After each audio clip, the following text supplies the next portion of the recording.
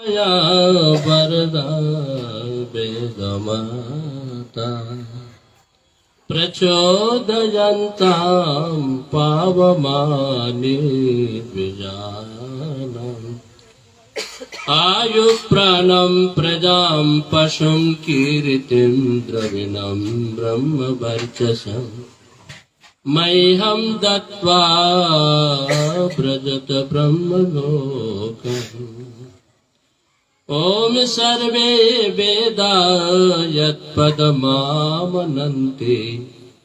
तपांसि सर्वाणि च यद्वदन्ति यदिच्छन्तो ब्रह्मचर्यं चरन्ति तत्ते पदं संग्रहेण ब्रवीम्योऽमि ते तत् ॐ असतो मा सद्गमय तमसो मा ज्योतिर्गमय मृत्योर्मामृतं गमय सर्वात्मा सच्चिदानन्दो अनन्तो यो न्यायकृत् भूयात् मां सहायो न दयालु सर्वशक्तिमान् दयालु सर्वशक्तिमान् दयालु सर्वशक्तिमान् ओम शांति शांति शांति ओम। सभायां समलंकृताः अध्यक्ष महोदयः तथा आचार्य कृष्ण बाबू महोदयः योगाचार्य अस्माकं मध्ये समुपस्थिताः मंत्री महोदयः अस्माकं वक्ता विमल बाबू अस्माकं सौम्यमूर्ति पुरोहित महोदय अनुकूल ठाकुर तथा अत्र समुपस्थित सभा संचालक महोदय अस्माकं राम बाबू तथा उदीयमान अस्माकं ननी बाबू महोदयः अन्य अत्र सर्वे प्रशंसनीयाः समलंकृता ज्ञानवन्त गुणवन्त श्रद्धावन्त सर्वे आर्यसज्जनगणः तथा च सभासद्गणः वन्दनीय अर्चनीय मातृमूर्तयः सर्वेभ्यो नमः। परमेश्वरेर महती अनुकम्पाय আপনাদের দিব্য উপস্থিতিতে আমাদের কিছু বিদ্বৎগণ আপনাদের সামনে খুব সুন্দর বিচার প্রস্তুত করলেন। আরো কিছু আবার পরে আরো কিছু আমাদের বিদ্বানরা আছেন কিছু বলবেন ওনারা। আসুন আমরা এই কার্যক্রম সম্ভবত আমাদের অন্তিম পর্যায়ে আর আমরা ভারতের একদম কিনারায় পৌঁছে গেছি। এখান থেকে আমাদের ভারত সম্ভবত কাছাকাছি আছে। সত্যিকারে মানবের সৃষ্টি বিশেষ উদ্দেশ্যের পূর্তির জন্য হয়েছে। বিশেষ শরীর বিশেষ সাধন বিশেষ যোগ্যতা বিশেষ ক্ষমতা যদি কোথাও আমরা দেখতে পারি সৃষ্টিতে সৃষ্টিচক্রতে তো আমরা মানুষের ভিতরে এই সমস্ত দেখতে পারি। এই মনুষ্যরূপী যে প্রাণীর ভিতরে এই সমস্ত যোগ্যতা ক্ষমতা তার বল প্রতিভা সমস্ত জ্ঞান বিজ্ঞানের ভান্ডার আমরা এই মনুষ্যের শরীরের ভিতরে দেখতে পাই। ঈশ্বরের সবচেয়ে বড় পুত্র যদি কেউ থাকে সৃষ্টিতে তো আমরাই আছি। আর আমাদের জন্য এই সৃষ্টি সফল এবং সার্থক। যত পদার্থ ভৌতিক বস্তু পদার্থ দেখছেন পশুরা আর কতটুকু খাবে? তারা কি নারিকেল গাছের নারিকেলকে পেড়ে খেতে পারে? তারা নারিকেল এই জন্যই বলছি। কিন্তু অনেক আমরা দেখি কেবল এত সুন্দর সুন্দর সৃষ্টিতে ফল ফুল গন্ধ মূল এত ভোগ্য বস্তু এই সমস্ত ভোগের অধিকারী কে বলুন? সর্বশ্রেষ্ঠ প্রাণী আর এত সুন্দর ভোগ চক্র পরমাত্মা আমাদের জন্য দিয়েছেন, কিসের জন্য দিয়েছেন? আমরা এই সমস্ত উপভোগ করে আমরা যাতে পরম সত্তাকে জানতে পারি, তার জন্য ঈশ্বর আমাদের এই সমস্ত সাধন দিয়েছে। এই পশু পাখি এরা তো যদিও কর্মফল ভুগছে, এরা তবু এরা আমাদের সহায়ক প্রাণী। কুকুর, বিড়াল, হাতি, ঘোড়া, গৌ ইত্যাদি ইত্যাদি, এসব আমাদের সহযোগিতা করছে আমাদের। আমরা এতগুলো প্রাণীকে নিয়ে, সহযোগিতা তাদের নিয়ে আমরা আমাদের জীবনকে অতিবাহিত করছি। তো এ সমস্ত জ্ঞান বিজ্ঞান, আরো কত বিজ্ঞান আছে, আমরা অন্তরিক্ষ লোকে তো চলে যাচ্ছি, আমরা নিত্য প্রতি অনুসন্ধান করছি। আমরা এইখানে বসে সমস্ত পৃথিবীর খবর এখানে বসে বসে আমরা পাচ্ছি। তাহলে বলুন কত বড় একটা আমাদের পরমাত্মা বরদান দিয়ে এখানে পাঠিয়েছে।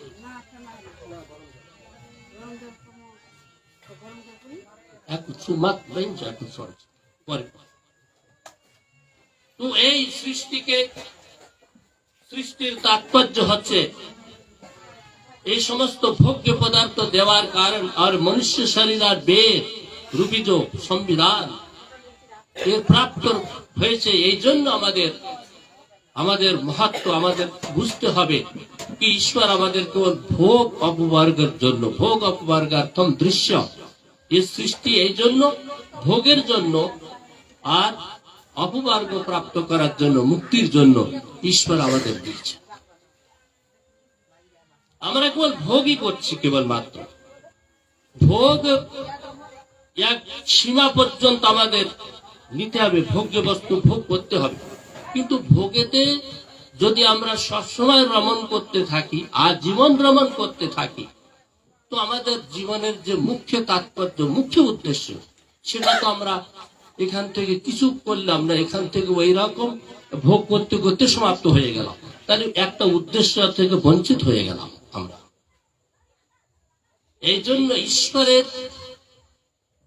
কি জন্য ঈশ্বর সৃষ্টি সৃজন করেছেন, জীবাত্মাদের বোঝার দরকার, আর সেই অনুসারে কর্ম করার দরকার।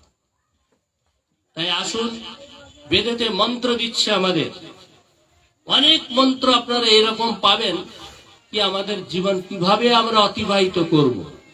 এত বড় একটা সীমা পেয়েছি, এত বড় একটা অবধি পেয়েছি আমরা, আর 100 বছর পর্যন্ত আমরা আমাদের বুদ্ধির ভিতরে ক্ষীণতা আসবে না। বরং দেখা যায় আমাদের সন্ন্যাস আশ্রম যেটা বলা হচ্ছে 75 বছরের পরে সন্ন্যাস আশ্রম আমাদের বিধান করা হয়েছে। অর্থাৎ তখনও আমাদের ভিতরে শক্তি, ঊর্জা, বুদ্ধি, তৎপরতা এসব যোগ্যতা থাকতো, তার জন্য তো আমরা পরিভ্রমণ করতাম। অর্থাৎ ফল যখন পেকে যায় তার রং পরিবর্তন হয়ে যায়। ফল যখন পেকে যায় তার ভিতরে মধুরতা, মিষ্টতা এসে যায়। ফল যখন পেকে যায় তার 3টে পরিবর্তন হয়, তার রং পরিবর্তন হয়, তার গুণ পরিবর্তন হয়, তাই তো? আর তার স্বভাব পরিবর্তন হয়, তার মূল্য বৃদ্ধি পায়। কাঁচা ফলের মূল্য কম হয়, পাকা ফলের মূল্য অধিক হয়। এই জন্য বৃদ্ধ অবস্থাতে আপনারা অসহায় মনে করিবেন না।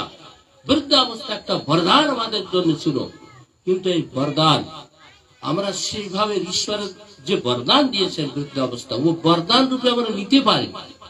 কারণ ওই কর্ম না করলে পরে হবে না, বরদান আমাদের জীবনে আসবে না।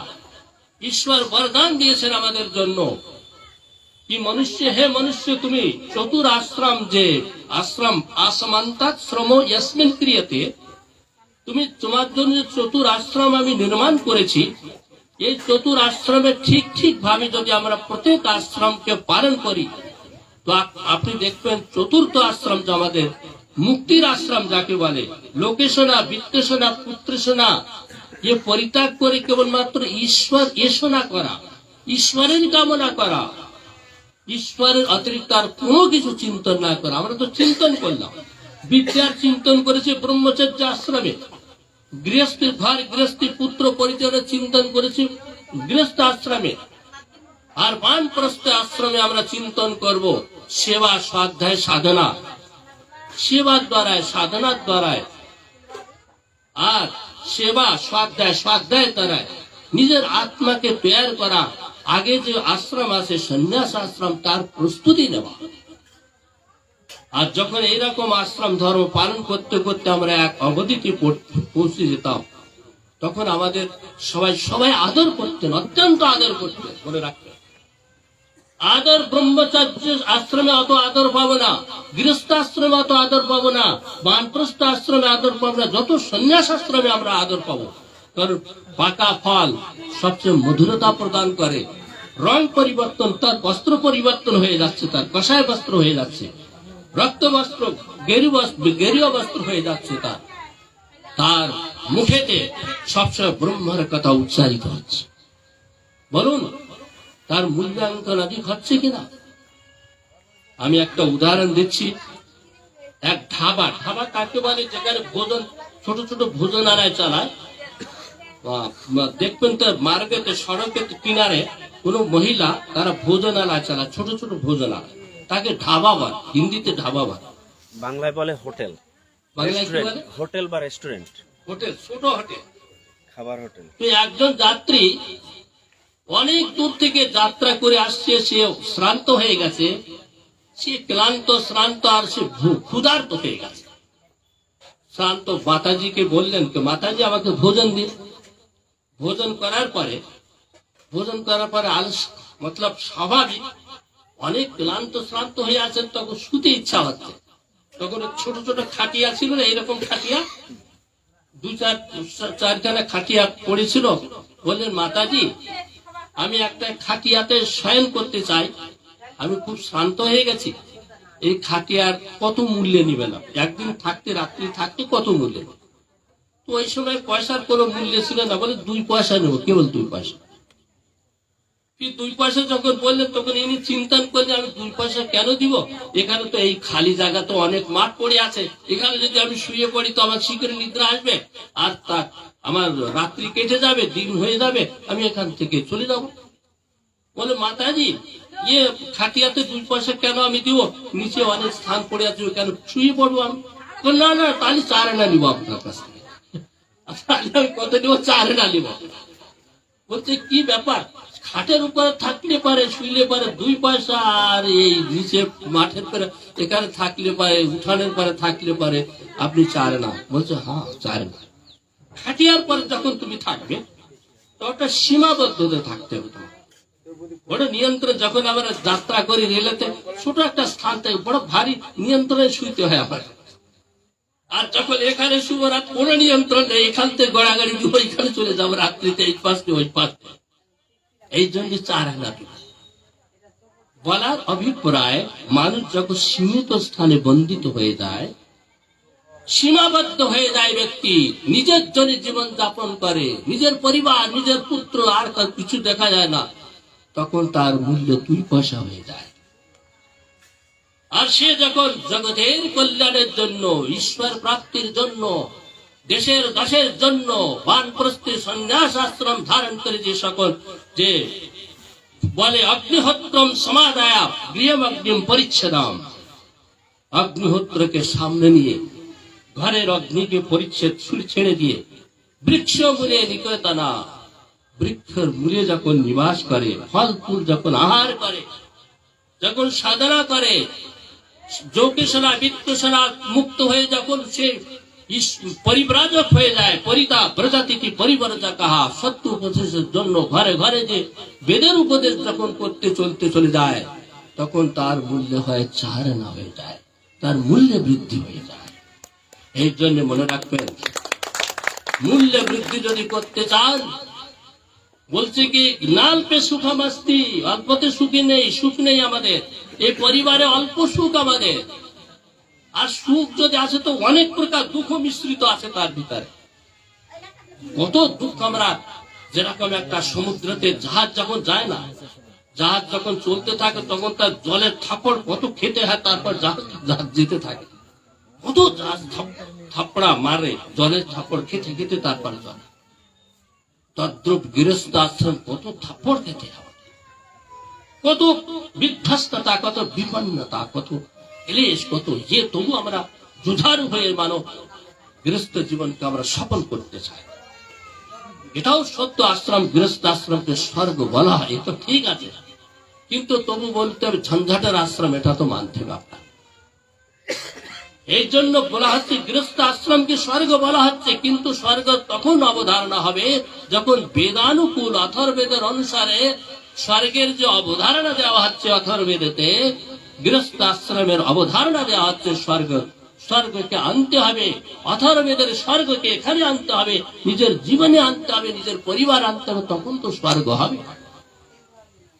আর যদি আপনি চার আশ্রম ধর্মকে, গৃহস্থী यदि ब्रह्मचारी के सहायता ना करे, साहाয্য ना करे, गृहस्थ यदि वानप्रस्थी के आश्रय ना देय, गृहस्थ आश्रम यदि संन्यास आश्रम के आश्रय ना देय, মনে রাখবেন গৃহস্থের কোনো মূল্যাঙ্কন নেই, কোনো মহত্ব নেই। কেন? তিন আশ্রম তো গৃহস্থ আশ্রমের পরে নির্ভর করে, কিন্তু আজ কোথায় গৃহস্থ আমাদের পালন পোষণ করছে? বলুন, কে পালন পোষণ করছে? গৃহস্থ আশ্রম এই জন্য স্বর্গ বলা হতো, স্বর্গের অবধারণা দেওয়া হচ্ছে। বলছে যেরকম নদ নদী, সমস্ত নদ নদী প্রবাহিত হয়ে সমুদ্রের সাথে মিলে একাকার হয়ে যায়, তদ্রূপ সমস্ত আশ্রমবাসী গৃহস্থর আশ্রমে আশ্রয় পেয়ে তারা প্রতিষ্ঠিত হয়ে যায়, প্রসন্ন হয়ে যায়। কিন্তু আজ গৃহস্থ আশ্রম কোথায় আমাদের চলে গেছে? গৃহস্থ তো সেই যাচ্ছে যে নিকম্মে ব্যক্তি, কালা, কুরু, অঙ্গ ভঙ্গ, বিদ্যাবিহীন, পাগল, এই সমস্ত বুদ্ধিহীন, তাকে ধাক্কা দিয়ে গৃহস্থ যাও, তুমি গৃহস্থ আশ্রমে যাও, সেখানে ধাক্কা দিয়ে হচ্ছে সেখানে। আর সেই গৃহস্থ আশ্রম যে স্বর্গ বানাবে তো নরক বানাবে, কি বলে বলুন? আমি দেখেছি সত্যিকারে একজন মাতা পিতা, তার অন্ধ, দুইজন অন্ধ, ভিক মাংছে, পত্নী পতির হাত ধরে ভিক মাংছে। কিছুদিন পরে দেখা গেল তার কোলে একটা সন্তানের, সেও অন্ধ হয়ে গেছে। তার সত্যি আমি দেখেছি। আর কিছুদিন, 1-2 বছর পরে দেখলে আরেকটা অন্ধ হয়ে গেছে। মানে দেখো, দুটো অন্ধ পুত্রকে জন্ম দিয়েছে। এখন নিয়ম নেই অন্ধ পুত্র যে অন্ধই হবে, নিয়ম নেই, কিন্তু তারা চিন্তন করে, আরে আমি তো অন্ধ, আমার পতিদেব অন্ধ, আমার পুত্র অন্ধ হয়ে যাবে, কথা নেই কি হয়ে যাবে। এইরকম বিচারধারা নিয়ে সে তিনটে, তোর বলুন সে গৃহস্থ কি সার্থক হবে? কারণ মহাভারত কালে প্রবেশ করছে, সেখানে যেহেতু ধৃতরাষ্ট্র অন্ধ ছিল, ধৃতরাষ্ট্র ছিলেন অন্ধ, কিন্তু গান্ধারী যখন দেখলেন কি আমার অন্ধর সাথে, অন্ধ রাজার সাথে বিবাহ হচ্ছে, তখন তিনি কি মনে করলেন যে আমার পতিদেব যখন অন্ধ, তখন আমি আর দুই চোখ রেখে কি করব? কালো পট্টি বাঁধতে লাগলেন। কালো পট্টি বাঁধার পরিণাম কি হলো? তাহলে মহাভারত যুদ্ধ হলো। যদি মহাভারত, তারপর পট্টি খুলে দেখলো অন্ধ, কি আমার শতপুত্রকে দেখাও, কোথায় মরে আছে, তুমি তখন কেন দেখছো? তোমার প্রথমে দেখা উচিত ছিল।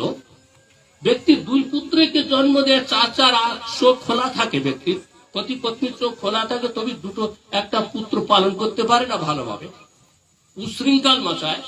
আর তুমি শত শত পুত্রকে জন্ম দিচ্ছ, কিভাবে জন্ম দিচ্ছ সেটা আলাদা জিনিস, কি শত শত পুত্রীকে জন্ম দিয়ে তুমি চোখ বন্ধ করে রাখছো।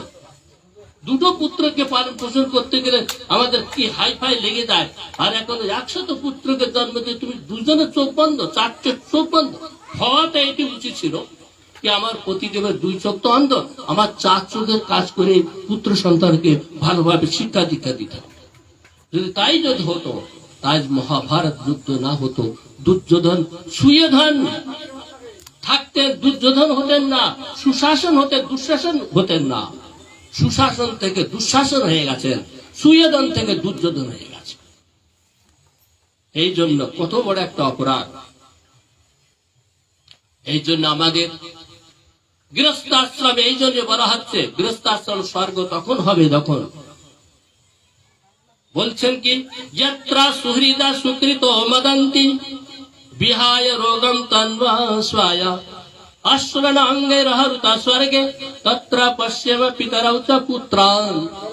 অথর্ববেদের স্বর্গের অবধারণা দিচ্ছেন कि हे मनुष्य, यत्र सुहृदा सुकृता मदंती, जहां पर परस्पर पति पत्नी অন্য সহযোগী ব্যক্তি যারা আছেন সহৃদয়ম, অর্থাৎ সমান, তাদের বিচারধারা যখন মেল খাবে।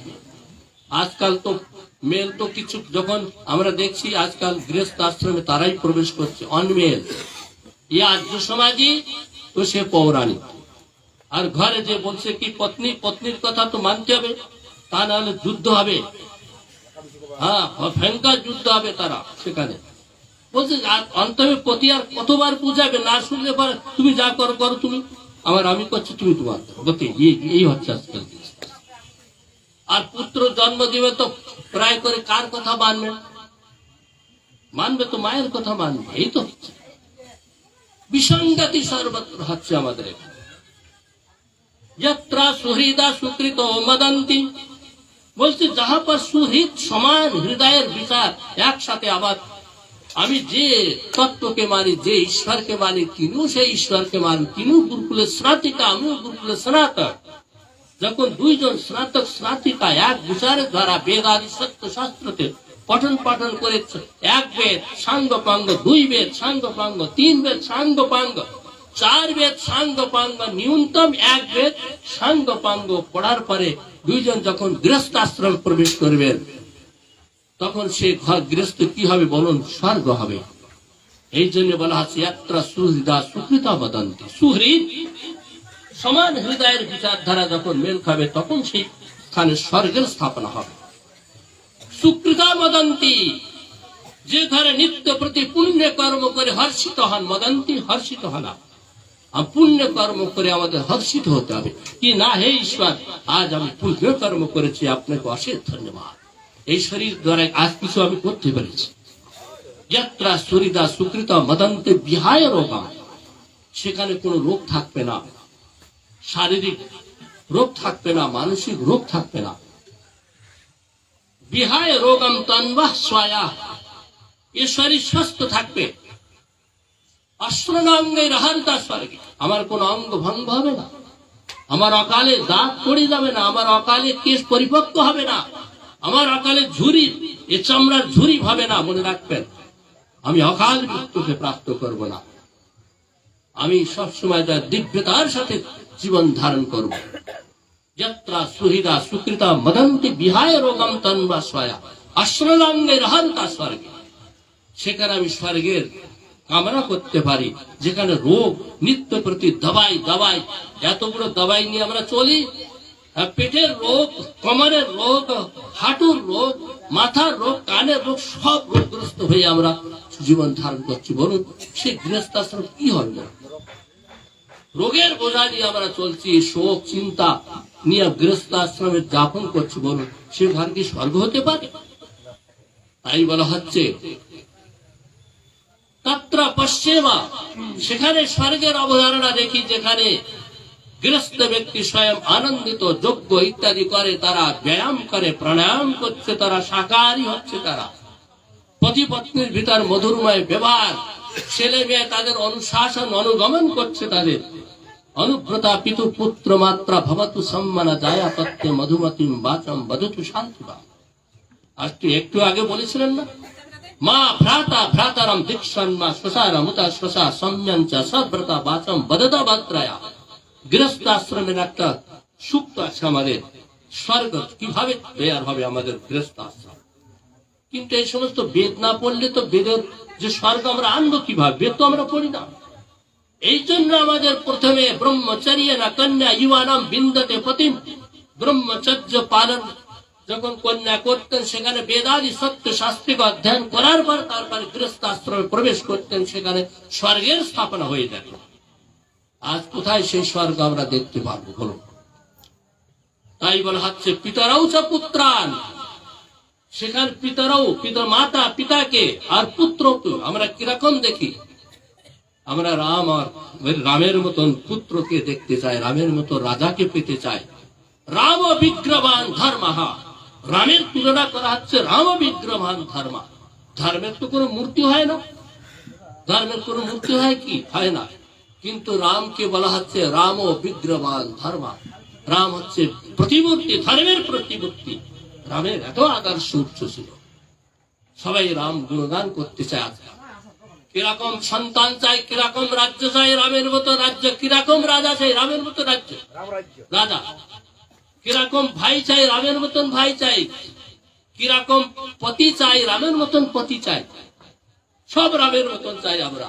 রাম ও বিগ্রহবান ধর্মহা, রাম এমন অনুশাসিত ছিল, মর্যাদা পুরুষোত্তম ছিল, আজ জাজ্জল্যমান হয়ে আর অনন্ত কাল তাক সম্ভবত যতদিন সৃষ্টি থাকবে ততদিন সম্ভবত রামের চরিত্র আজ কৃষ্ণ চরিত্র উজ্জ্বল নক্ষত্রের মতন প্রতিভাসিত হতে থাকবে।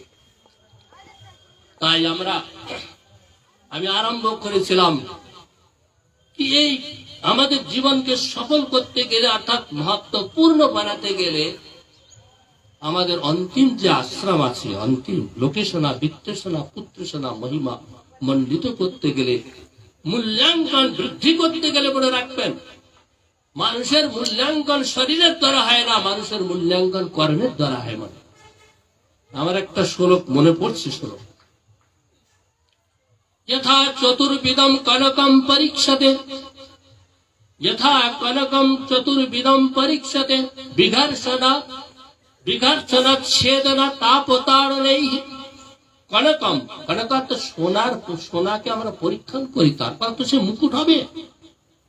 সোনাকে 4 প্রকার আমরা পরীক্ষা করি, যথা চতুর্বিদম পরীক্ষাতে কনকম পরীক্ষাতে, 4 প্রকার আমরা সোনার পরীক্ষণ করি। কিরকম? বিঘর্ষণা, ঘর্ষণ করি, ছেদনা, খুব টুকরা টুকরা করি, তাপ, তার উত্তপ্ত করি, তার নেই তাকে পিটাই। 4 প্রকার পরীক্ষা করে সে পরীক্ষায় যখন উত্তীর্ণ হয়, বলছে খাঁটি সোনা এখন হয়ে গেছে, তখন অঙ্গুঠি তৈরি করি, মাথার মুকুট তৈরি করি, আজি গলার তৈরি করি, হাতের কঙ্কন তৈরি করি। তৈরি করলে তারপরে সে এত পরীক্ষায় উত্তীর্ণ হয়ে সে বলছে তুমি পরীক্ষায় উত্তীর্ণ হয়ে গেছো, সুতরাং তুমি মুকুট হয়ে রাজার শিরাশি, রাজার মাথায় তুমি শোভায়মান হও। পরীক্ষা দিয়েছিল, পরীক্ষা তো উত্তীর্ণ হয়ে গেছে। তথা চতুর্বিধম পুরুষম পরীক্ষা। আপনি কি পরীক্ষা দিবেন? সোনাকে পরীক্ষা করতে থাকবেন, আপনি নিজেকে পরীক্ষা দিবেন না, মানুষকেও পরীক্ষা দিতে হবে। মনে রাখবেন, আপনাকেও পরীক্ষা দিতে, সবাইকে পরীক্ষায় উত্তীর্ণ হতে হবে, তারপরে সে মানবতার সাথে যুক্ত হবে। মনে রাখবেন, ঈশ্বরের কাছে যাবার সে অধিকার প্রাপ্ত করে। বলছে তথা চতুর্বিধম পুরুষম পরীক্ষাতে ত্যাগেন শীলেন গুণেন কর্মণা, ত্যাগেন শীলেন গুণেন কর্মণা।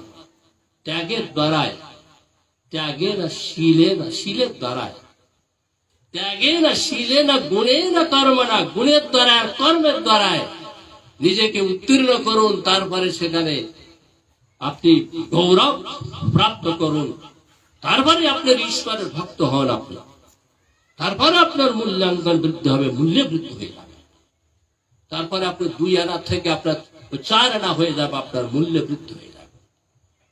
আমাদের জীবনের মূল্যাঙ্কন কোন নেতার কোন মহত্ব নেই, নেতৃত্বের মহত্ব আছে, কর্তার মহত্ব নেই, কর্তৃত্বের মহত্ব, জমির মহত্ব নেই, জমিনের দ্বারা কি হচ্ছে, দেশের আর দশের উপকার হচ্ছে তার মহত্ব আছে। ঘরের কি মহত্ব আছে, আমার কি, আমার দ্বারা জগতের কি উপকার হচ্ছে, সৃষ্টির কি উপকার হচ্ছে, বিশ্বজনীন প্রজার কি মতলব লাভান্বিত হচ্ছে, আমার দ্বারা কি হতে পারে, আমার দ্বারা খুশের অনেক কিছু হতে পারে, কিন্তু সে যোগ্যতাকে নিজের ভিতরে আনতে হবে, তারপরে তো আমি সকল। আমার ভিতরে সামর্থ্য নেই, শক্তি নেই, আমি কি করব? এই জন্য নিজের বুদ্ধি বিবেকের দ্বারা ব্যক্তি শ্রম পরিশ্রমের দ্বারায় তত্ত্বপশ্চর্য দেয়, নিজেরকে মূল্যাঙ্কন বৃদ্ধি করতে হয়, তারপরে ব্যক্তির মূল্যাঙ্কন হয়। তাই আমার অথর্ববেদের মন্ত্র বলছে, 19 কাণ্ডতে মন্ত্র আসছে, অগ্নে তপস্তপ্যামহে, অগ্নে তপস্তপ্যামহে, উপতপ্যামহে তপঃ, শ্রুতানি শৃণ্বন্ত বয়ম আয়ুষ্মন্ত সুমেধসা। কত সুন্দর মন্ত্র, অথর্ববেদের মন্ত্র। হে মনুষ্য, তুমি তপ করো, জীবনে তোমার জন্য তপের জন্য তোমাকে উৎপন্ন করা হয়েছে। অতপ্ত তনুর নতদাম অশ্রুতে, যারা বিনা তপ করেন না, যাদের জীবন শরীর কাচ্চা শরীর, যারা শারীরিক তপ করেন না, যারা ব্রহ্মচর্য রূপী ব্রতকে পালন করেন না, সত্য ভাষণ করেন না, যারা ঈশ্বরের সাধনা করেন না, আত্মনিরীক্ষণ করেন না, স্বাধ্যায় করেন না, যম নিয়মের পালন করেন না, ঈশ্বর ভক্তি করেন না, তাদের জীবন কখনো তপময় হবে না। এই জন্য নিজের জীবনকে তপস্যা যুক্ত করতে হবে, শরীরের তপ করতে হবে, মানসিক তপ করতে হবে, বাচনিক তপ আমাদের করতে হবে। বেদের ভিতরে প্রেরণা দিচ্ছে, মনুষ্য তুমি যদি নিজের মূল্যে কেউ শ্রীবৃদ্ধি করতে চাও, অগ্নে তপস্তপ্যামহে উপস্তপ্যামহে তপঃ শ্রুতানি শৃণ্বন্ত বয়ম আয়ুষ্মন্ত সুমেধসা। হে অগ্নি, হে অগ্রাণিত অগ্নি, হে পরমপিতা পরমাত্মা, হে আপনি আমাদের আগে নিয়ে যান। আমাদের জ্ঞানের দ্বারা সুসম্পন্ন করে হে পরমাত্মা আপনি অগ্রণী, আমাদের রাস্তা দেখান, আগে নিয়ে যান, ভক্তকে আপনি আগে নিয়ে যান। অগ্নি, হে অগ্নি, আপনার কাছে আমরা প্রার্থনা করছি। অগ্নি তপস্তপ্যামহে, আমরা শারীরিক তপ করছি। উপতপ্যামহে তপঃ, মানসিক তপ করছি।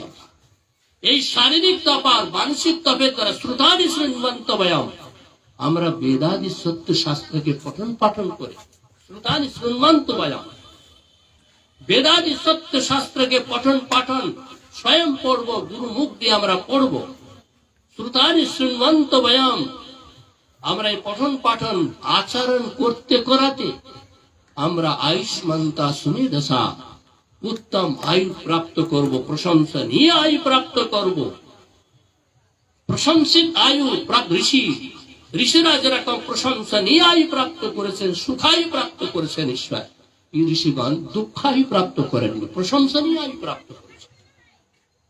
মুহূর্তম দরিতম শ্রেয়া চিরাদপি ধূমায়তে, শুষ্ক কাষ্ঠ অগ্নিতে পতিত হয়ে তৎকাল প্রজ্বলিত হয়ে প্রকাশ দিয়ে সমাপ্ত হয়ে যায়।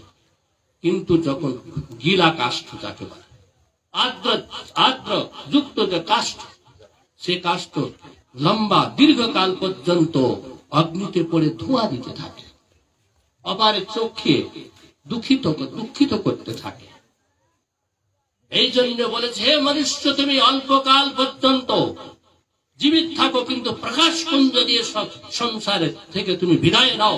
তুমি এমন একটা জ্যোতি দাও, এমন একটা তুমি মার্গদর্শক হয়ে তুমি রাস্তা দেখাও। তোমার দীর্ঘ জীবনের কোন প্রশংসা নেই, মাহাত্ম নেই। কাকপি জীবতি, কাক অনেক দিন পর্যন্ত জীবিত থাকে, কিন্তু তার মাহাত্ম হয় না।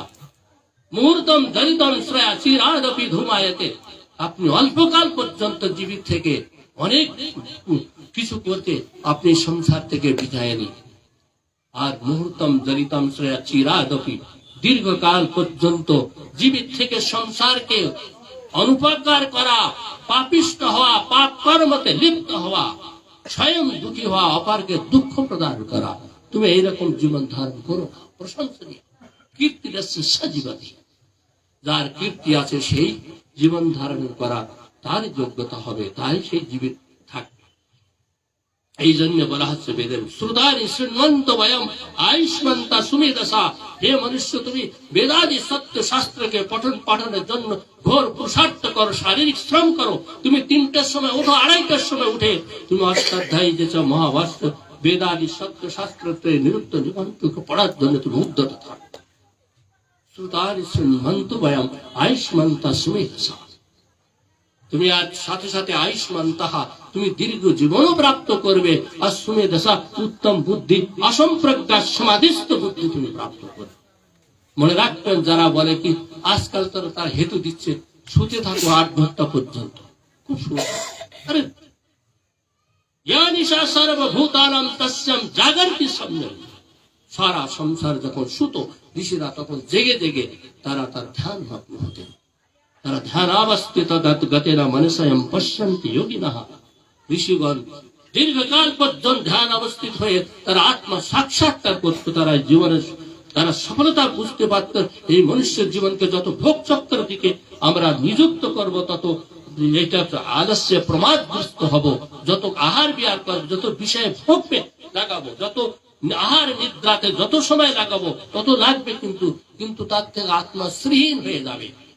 আমাদের বুদ্ধি কুণ্ঠিত হয়ে যাবে, বুদ্ধের ভিতরে বিবেকতা আসবে না, আত্মার ভিতরে সে বল সামর্থ্য শক্তি হ্রাসমান হয়ে যাবে। এই জন্য হে মনুষ্য, তুমি যত সময় পারো তত তুমি পুরুষার্থ করো, ব্রহ্ম মুহূর্তে তুমি যাবো। ব্রহ্ম মুহূর্তে বুদ্ধি দাও, ধর্মার্থ চানুচিন্তয়ে কায় ক্লেশাংশতর্মূলান বেদ তত্ত্বার্থমেব চ। কায় ক্লেশাংশতর্মূলান বেদ তত্ত্বার্থমেব চ। বেদের যে তাত্ত্বিক অর্থ ব্রহ্মকে জানা, তদ্বিদ্ধি, সে ব্রহ্মকে জানো। আত্মানম বিদ্ধি, আত্মাকে জানো। আত্মাবিদ না শোচতি, আত্মা পরমাত্মা তত্ত্বকে যারা জানে তারা কোন ক্লেশ থেকে মুক্তি পেয়ে যায় তারা। এই জন্য আমাদের জীবনে আত্মতত্ত্বকে বিশ্লেষণ করতে হবে। আত্মতত্ত্বকে জানার জন্য এই সৃষ্টিতে এসেছি কেবল ভোগ চক্রকে, কেবল ধন সম্পত্তি ইট পাথরের সময় লাগাবো আমরা, কেবল গাড়ি ঘোড়া তৈরি করার জন্য সময় লাগাবো। এর যে সময় সব কেটে যাচ্ছে এর ভিতরে, আর কিছু আমাদের দেখছি না আমরা। কখন করবেন আপনারা ঈশ্বর ভক্তি, কখন করবেন? এই জন্য উপনিষদের প্রেরণা উদ্দিষ্ট জাগ্রতা প্রাপ্য বরা নিবোধতা সুরস্য ধারা নিষিধা দুরাত্মা দুর্গম পথস্তৎ কবয় বদন্তি। বলছেন উত্তিষ্ঠতা জাগ্রতা, উঠো, জাগো, তোমরা সব নিদ্রা, ঘোর নিদ্রাতে পড়ে অজ্ঞান রূপী নিদ্রাতে তোমরা শুয়ে আছো, তোমরা উত্তিষ্ঠ জাগ্রত, উঠো। প্রাপ্য বরা নিবোধতা, তোমার বরণীয় যে পদার্থ সেটা তুমি বরণ করো, সেটা তুমি প্রাপ্ত করো। কারণ সেইটাই প্রাপ্ত করতে গেলে, সেই লক্ষ্যের দিকে ধাবিত হতে গেলে, সেই লক্ষ্যকে সম্প্রাপ্তি করতে গেলে তোমাকে কি করতে হবে? সুরস্য ধারা নিষিধা দুরাত্মা দুর্গম পথস্তৎ কবয় বদন্তি। বিদ্বানগণ, কবিগণ, সুরায়া, বিদ্বাংসা, তারা বলে গেছেন তলোয়ারের উপরে চলার মতন রাস্তাটা, কিন্তু মনে রাখবেন অনুপন্থা সুরস্য ধারা, এ অত্যন্ত সূক্ষ্ম রাস্তা। যদিও কঠিন রাস্তা হতে পারে, কিন্তু অসম্ভব কিছু নয়। যদি অসম্ভব হতো তো আমাদের প্রেরণা কিসের জন্য? মনুষ্যের জন্য কোনো অসম্ভব নেই। অসম্ভবকে আমরা সম্ভব করতে পারি, যে শব্দ নেই। মুক্তির উপরে কোন উৎকর্ষ আছে? উৎকর্ষাদপি মোক্ষস্য সর্বোৎকর্ষ শ্রুতে। আমাদের সাংখ্য দর্শনকার বলছে, কত উৎকর্ষ আপনি প্রাপ্ত করুন না কেন, মোক্ষের উপরে কোন উৎকর্ষ হতে পারে না। এই উৎকর্ষকে আমরা ছেড়ে দিচ্ছি, গৌণ মনে করেছি। আমরা এই সংসারের ভিতরে জড়িয়ে পড়ে গেছি। যেরকম কি করি আমরা, ওই কাটেদার যে বৃক্ষ ঝাড়ি, তার উপরে যদি বস্ত্র যদি আমরা শুকাতে দেই, বস্ত্র উঠাবার সময় যাবেন তো কি হবে, একের পর এক কাঁটা তাকে ধরতে, এখান থেকে ছাড়াবে, ওখানে ফেলে দেবে, এখান থেকে ওখানে ধরে নেবে। একস্য দুঃখস্য রাঘবদান্তম গচ্ছাম্যহম পার বিবরণ অবশ্য। এক দুঃখের অন্ত হয় না, অন্য দুঃখের আগমন দেখা যায়। ছেলেটা পড়াশোনা করেছে, BCom, BSc, MSc, PhD, DLitt সবকিছু করেছে, স্বর্ণ পদক পেয়েছে, এখন চাকরিও প্রাপ্ত করেছে। বলছে এক সুন্দরী কন্যার সাথে বিবাহ হওয়া দরকার, কিন্তু সুন্দরী কন্যা পাওয়া যাচ্ছে না গুণকর্ম সবার অনুসারে। সে 5 বছর 10 বছর তাকে খুঁজতে খুঁজতে হয়ে গেছে, পাওয়া যাচ্ছে না, সেখানে দুঃখ আছে। কন্যা পাওয়া গেল, গৃহস্থাশ্রমে প্রবেশ হয়ে গেল, কিন্তু 5 বছর হয়ে গেল, একটা সন্তান হচ্ছে না, সেখানেও তার দুঃখ। প্রথমে দুঃখ কিসের তৈরি ছিল? কন্যা কেন পাচ্ছে না, এখন দুঃখ কিসের? সন্তান কেন হচ্ছে না? আয়ুর্বেদের অনুসারে খান পান করেছে, সন্তান হয়ে গেছে, কিন্তু সন্তান হয়ে গেছে অন্ধ হয়ে গেছে, সেখানে তো দুঃখ আছে। অন্ধ হয়নি, ছেলে দেখতে শুনতে ভালো, কিন্তু পুত্র হয়ে গেছে দুর্যোধনের মতন দুষ্ট হয়ে গেছে, সেখানে তার দুঃখ হচ্ছে। একস্য দুঃখস্য নাদাবদন্তম গচ্ছাম্যহম বিবরণ অবশ্য। এক দুঃখের অন্ত হয় না, অন্য দুঃখের আমরা আবদ্ধ হয়ে যাচ্ছি। মনে রাখবে, সংসারের চক্র কতদিন পর্যন্ত ভোগ করবেন, কতদিন পর্যন্ত হাবুডুবু খাবেন? কিছু তো বিবেক বুদ্ধি উৎপন্ন করে আমাদের রাস্তাকে নির্ণয় করুন। প্রণব ধরু সর্বাত্মা ব্রহ্ম তল্লক্ষ্য মুচ্যতে অপ্রমত্তন বেধব্যম সর্বতন্ময় ভাবে। উপনিষদ আমাদের প্রেরণা দিচ্ছে, প্রণব ধনু সর্বাত্মা ব্রহ্ম তল্লক্ষ্য মুচ্যতে। তোমার লক্ষ্য কি? ব্রহ্ম। প্রণব ধনু, প্রণব কি? প্রণব ওম হচ্ছে আমাদের ধনু, সর্বাত্মা, স্বর আমাদের আত্মা, ব্রহ্ম আমাদের লক্ষ্য। আমাদের এমন ভাবে লক্ষ্যকে ভেদ করতে হবে, আদর্শ প্রমাদগ্রস্ত পরিত্যাগ করে উদ্যমী হয়ে, উদ্যোগী হয়ে পুরুষার্থ হয়ে, বুদ্ধিমান হয়ে আমাদের সেই লক্ষ্যের দিকে যাত্রা করতে হবে, লক্ষ্যকে বিদ্ধ করতে হবে। তাহলে জীবনের সার্থকতা কৃতকর্ততা ফিরে আসবে, মনুষ্য জীবন সফল হবে, মনুষ্যের জীবনের মূল্যাঙ্কন হবে। সামান্য জীবন থেকে আপনার বিশেষ জীবনে আপনি প্রবেশ করবেন, আপনি আত্মার সাথে পরমাত্মার সাথে যুক্ত হবেন, আপনি সত্য আর ন্যায়ের সাথে যুক্ত হবেন, পরোপকার আর দয়া আর করুণা, প্রেম আর প্রীতি মানবীয় গুণের সাথে যুক্ত হবেন। আমি বলতে চাই, বেদের মন্ত্র সেখানে বর্ণন করা হচ্ছে, ইন্দ্র বরুণা সৌমন সমদৃপ্তম, ইন্দ্র বরুণা সৌমন সমদৃপ্তম, রাজস্পোষম যজমানেষু ধত্তম, প্রজাম পুষ্টিম ভূতিভস্মাসু ধত্তম, দীর্ঘায়ুক্তায় প্রতিরতম নায়ু। क्या পরমাত্মা আমাদের জন্য উপদেশ করেছে। হে মনুষ্য, তুমি এত বড় বলিষ্ঠ, এত বড় মস্তিষ্ক সম্পন্ন, এত বড় যোগ্যতা নিয়ে, এত বড় ক্ষমতা নিয়ে পরমাত্মা আমাদের জন্ম দিয়েছে। পরমাত্মা আপনাকে জন্ম দিয়ে সড়কের ভিতরে ফেলে দেয়, মনে রাখবেন। এত বড় একটা যোগ্যতা, এত বড় সামর্থ্য পরমাত্মা দিয়ে আমাদের এই সৃষ্টিতে পাঠিয়েছে, মনে রাখবেন। আমরা এই সৃষ্টিকে, আমরা জীবনকে সমৃদ্ধিশালী গতিশীল বানাতে পারিনি কেবল ভৌতিক বিচারধারা নিয়ে। এই লাট মাইকালে শিক্ষা নিয়ে আমরা সে পড়ে আছি। আপনারা জানেন लाट माइकल शिक्षार प्रयोजन की है। भारत में अंग्रेजी शिक्षा एक ऐसे वर्ग तैयार करेगी जो रक्त तथा रंग से भारतीय होंगे पर प्रकृति विचार चरित्र तथा बुद्धि से अंग्रेजी। भारतेर बुके अंग्रेज शिक्षा एमन एक वर्ग तैयार करबे देखते सुनते से तो भारतीय देखते सुनते हबे किन्तु तार भीतर तार विचार चरित्र आचरण शिक्षा तार समस्त किछु इंग्रेजी হয়ে যাবে। आज আমরা সব তাই হচ্ছে, আমাদের কোথায় সে কুণ্ঠিত বিচার দিয়ে আমরা সব ইতিহাসকে গলত পড়ানো হচ্ছে। আমাদের পূর্বে ছিল কি মূর্খ, আমাদের পূর্বে ঋষি মুষি মূর্খ ছিল। তারা কিছু বস্ত্র পরতে থাকতো না, তারা মাংস খাতেন, তারা এই করতেন। কত বড় একটা বিকৃতি ইতিহাসের ভিতরে আমাদের করে রাখছে। আর সেইটাই নিয়ে আমরা ঢোল বাজাচ্ছি। আমি নিবেদন করতে চাই, আসলে এই সত্যতে বলতে চাই, ঋষিদের যে বিবেচনা, ঋষিদের যে চিন্তন ছিল বেদের আধারে ছিল, বেদের আধারে তারা চিন্তন করতে, এই জন্য আশ্রম ব্যবস্থাকে সুষ্ঠু করতে। ঋষি দয়ানন্দ যে আমাদের জীবনে, আমাদের মনুষ্য জীবনের যে অবদান দিয়ে গেছেন, কোন ভারতের মহাপুরুষ, ভারতের বলছে না বিশ্বজনীন মহাপুরুষ আমাদের সেই অবদান দিতে পারেনি। আমরা এই বিশ্ব পটলে আমরা চক্রবর্তী রাজ্য করতাম, আমরা বেদের আধারে বেদের বিধানে করতাম। আমাদের রাষ্ট্রের পরিভাষা ঋষি দয়ানন্দ তিনি দিয়েছেন,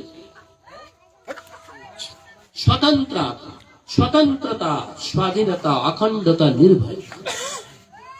स्वतंत्रता स्वाधीनता अखंडता निर्भय এই অথর্ববেদের যে পৃথিবী সূক্ততে আমাদের রাষ্ট্রের যে অবধারণা, রাষ্ট্রে কি কি তত্ত্বের দ্বারা রাষ্ট্রের নির্মাণ হয়, এই সমস্ত আমাদের বেদের আলোকে ঋষিরা রাজ্যের সংগঠন করতেন, রাজ্যকে নির্মাণ করতেন ঋষিরা। তাই বলা হচ্ছে সত্যম বৃহৎ উগ্রম দীক্ষা তপো ব্রহ্ম যজ্ঞ পৃথিবীম ধারয়ন্তি সানো ভূতস্য ভব্যস্য। বলছে আমাদের রাষ্ট্রীয় তত্ত্ব, কোন কোন তত্ত্বের দ্বারা রাষ্ট্রের নির্মাণ হয়, রাষ্ট্রের তত্ত্ব কি কে রক্ষা করবে। ইট পাথরের দ্বারা রাষ্ট্র নির্মাণ হয় না। আমরা তেলুগুতে যখন পড়তাম, ছোট অবস্থাতে তেলুগুতে পড়তাম, কি পড়তাম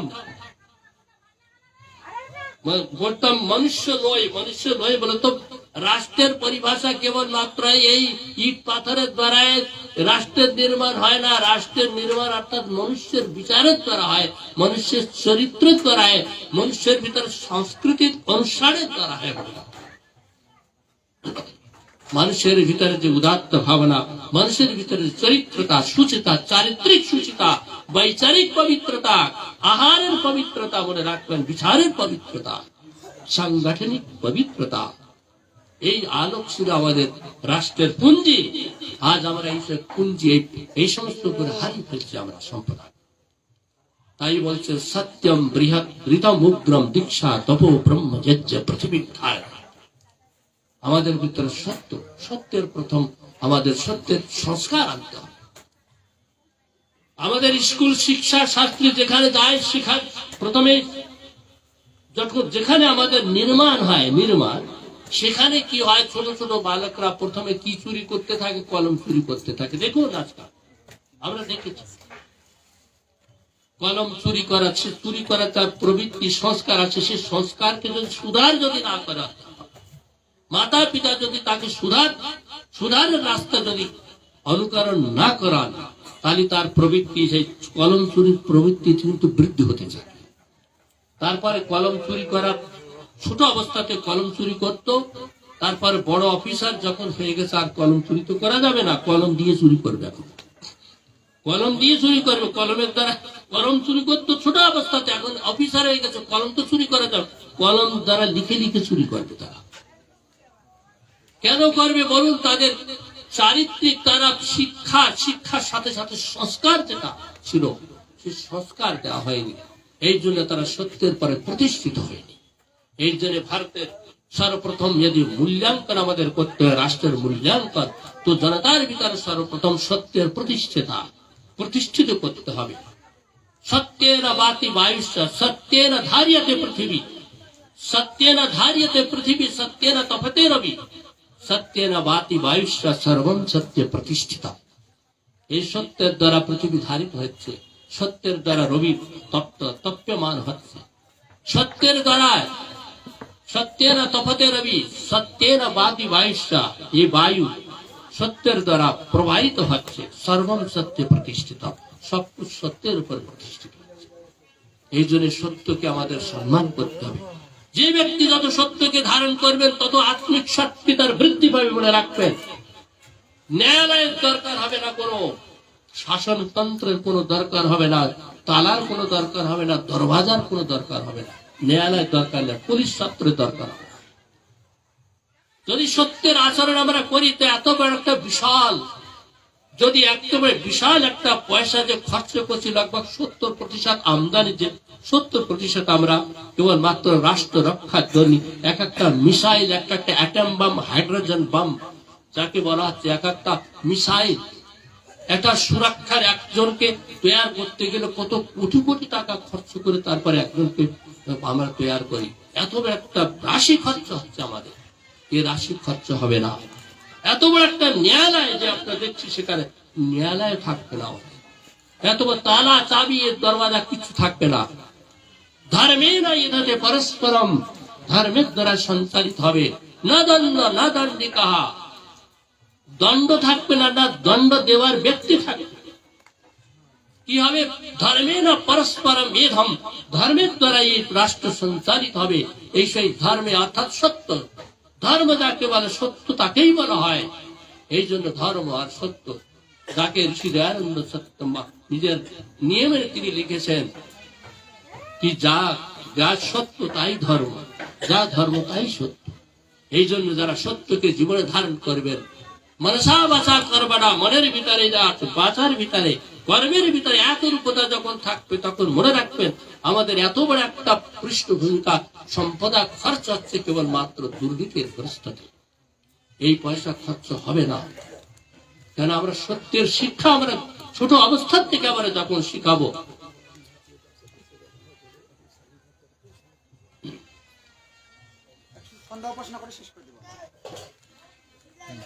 আমি আরম্ভ করেছিলাম কি আমাদের জীবনের মূল্যাঙ্কন করতে হবে, মূল্য বুদ্ধি করতে হবে।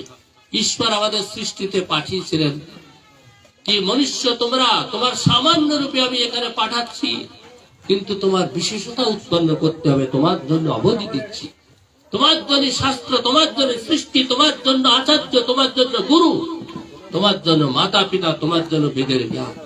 তুমি এই সমস্তকে নিয়ে তুমি জীবনের মূল্যাঙ্কন, মূল্য বৃদ্ধি করো। আর তুমি সৃষ্টিতে তোমার পরিচয় তুমি স্বয়ং দাও। আমের পরিচয় আম পাকে গেলে স্বয়ং দেয়, কাঁঠালের পরিচয় কাঁঠাল স্বয়ং পরিপক্ক হয়ে গেলে কাঁঠালের পরিচয় পাওয়া যায়। রজনীগন্ধা পুষ্পের পরিচয় পাওয়া যায়, যখন সে প্রতিস্ফুট হয় তখন তার গন্ধ ছড়িয়ে পড়ে, তখন নিজে নিজে তার পরিচয় প্রাপ্ত হয়। তদ্রূপে মনুষ্য তুমি জীবনে আধ্যাত্মিক সম্পদা, বেদের সম্পদাকে তুমি আত্মসাৎ করো ভোর।